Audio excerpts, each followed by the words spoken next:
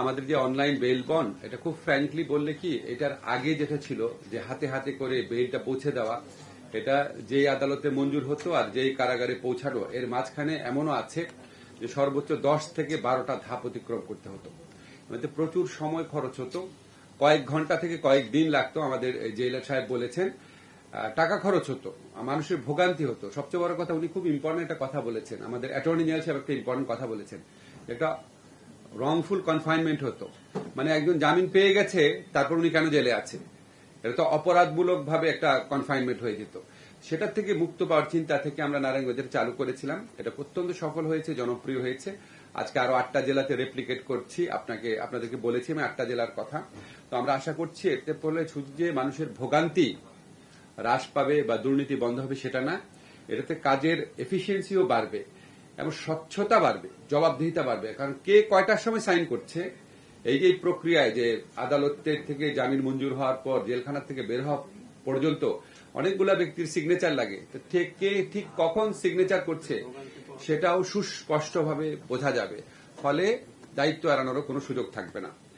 এখন আপনারা প্রায় শুনবেন আমাদের সম্পর্কে একটা কমন অভিযোগ থাকে, আমরা কি করছি এই গণ অভ্যুত্থান পরবর্তী সরকার। আমি এটা অনেকবার এখানে ব্যাখ্যা করেছি, আমরা প্রচুর আইনগত সংস্কার করেছি। আমার মনে হয় এটা মানে শোনার মতো ধৈর্য থাকলে সবাই বুঝতে পারবে।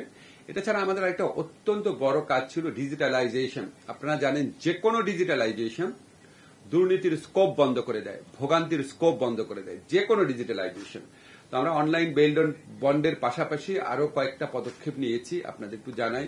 আপনারা জানেন, আমরা সাংবাদিক ভাইরা সবসময় এই ধরনের প্রক্রিয়া আমাদেরকে অসীম উৎসাহ দিয়েছেন, ভালো করে পত্রিকা কাভারেজ দিয়েছেন।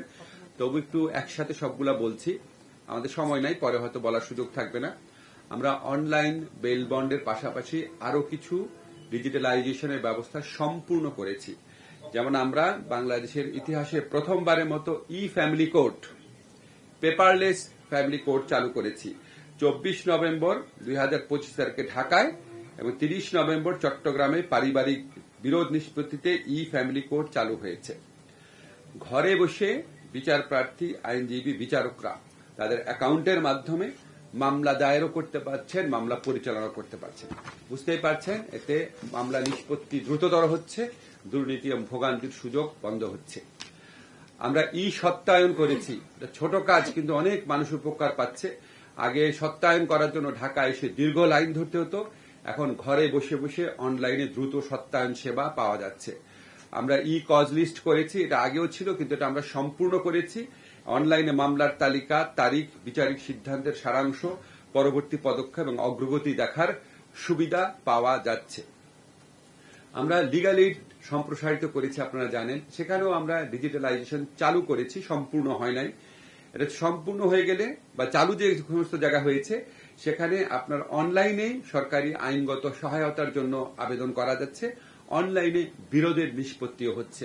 এটা সম্পূর্ণ হয়ে যাবে কিছুদিনের মধ্যে এবং অনলাইনে আপনার লিগ্যাল এইড সেবা সম্প্রসারিত হলে আপনার বিকল্প পদ্ধতিতে বিরোধ নিষ্পত্তিও আগের চেয়ে অনেক বেড়ে যাবে বলে আমরা বিশ্বাস করি। এছাড়া আমরা দুটা গুরুত্বপূর্ণ ডিজিটাল সেবা চালুর কাজ চূড়ান্ত পর্যায়ে আছে আমাদের। একটা হচ্ছে বিবাহ তালাক রেজিস্ট্রেশন। আপনারা জানেন বিবাহ তালাক রেজিস্ট্রেশন নিয়েও অনেক বিরোধ হয়, অনেক ধরনের ভোগান্তি হয় মানুষের। তো বিবাহ তালাক রেজিস্ট্রেশন আছে কিনা ওই সুযোগে মেয়েদেরকে অনেক হয়রানির সম্মুখীন হতে হয়, এমনকি তাদের আইনগত অধিকার থেকে বঞ্চিত করার পদক্ষেপ নেওয়া হয়। আমরা এটা অনলাইনে করার ব্যবস্থা করছি, বিবাহ তালাক নিবন্ধন, এটা সম্পূর্ণ অনলাইন রেজিস্ট্রেশন কাজ চালু হবে। এটা চালু হওয়ার কাজটা অলরেডি শুরু হয়েছে। আরেকটা আমাদের অত্যন্ত অ্যাম্বিশিয়াস প্রজেক্ট আছে, এই প্রজেক্টটা অনেক বড় প্রজেক্ট প্রণয়ন করতে আমাদের অনেক টাইম লেগে গেছে। এটা হচ্ছে, আপনারা জানেন যে জমি জমা সম্পত্তি রেজিস্ট্রেশন, এটা নিয়ে মানুষের প্রচুর ভোগান্তি হয়। সাব রেজিস্ট্রি অফিসের প্রতি অনেক কমপ্লেইন থাকে মানুষের। আপনার ভূমি মন্ত্রণালয়ের ক্ষেত্রে অনেক ধরনের কিছু কিছু জিনিস শোনা যায়, কারো কারো ক্ষেত্রে শোনা যায়, সেখানেও আপনার অনলাইনে রেজিস্ট্রেশন হওয়ার পরও ভোগান্তির একটা নতুন পর্যায় শুরু হয়। তা আমরা যদি জমি জমা এবং সম্পত্তির ডিজিটাল রেজিস্ট্রেশন চালু করি তাহলে এই ভোগান্তি বহুলাংশে হ্রাস পাবে বলে আমরা বিশ্বাস করি। তো অনলাইনে জমি জমা সম্পত্তি রেজিস্ট্রেশনের জন্য একটা প্রকল্প আমরা অলরেডি অনুমোদন করেছি, প্রকল্পের কার্যক্রম অলরেডি শুরু হয়েছে। এই জমির দলিল নিবন্ধন প্রক্রিয়া অনলাইনে সম্পাদনের জন্য অলরেডি আমরা রেজিস্ট্রেশন আইন সংশোধন করে ই রেজিস্ট্রেশন প্রক্রিয়াও সংযুক্ত করেছি। আমরা থাকবো না, কিন্তু আমরা বিশ্বাস করি পরবর্তীকালে যে সরকারি আসবেন ই রেজিস্ট্রেশন যে প্রকল্পটা আছে এটা তারা পূর্ণ দমে তারা বাস্তবায়ন করার চেষ্টা করবেন। এই প্রকল্পের যে পিডি নিয়োগ, এই প্রকল্পের অর্থ বরাদ্দ, এই প্রকল্পের অফিস নেওয়া সবকিছুই আমাদের আমলে শুরু হচ্ছে। আশা করি আমরা 2026 সনের মধ্যে এই প্রকল্পের কাজ শেষ হবে না? চান্স আছে? আচ্ছা, সরি, এটা একটু সময় লাগতে পারে, 1 থেকে 2 বছর সময় লাগবে। কিন্তু যখন আপনার এই যুগান্তকারী কাজটা সম্পন্ন হবে তখন জমি জমা সংক্রান্ত মামলা এবং জমি জমা সংক্রান্ত মামলা থেকে অনেক ফৌজদারি মামলা হয়, সেই মামলার প্রকোপ বহুলাংশে কমে যাবে। এই কাজটা অলরেডি শুরু হয়েছে।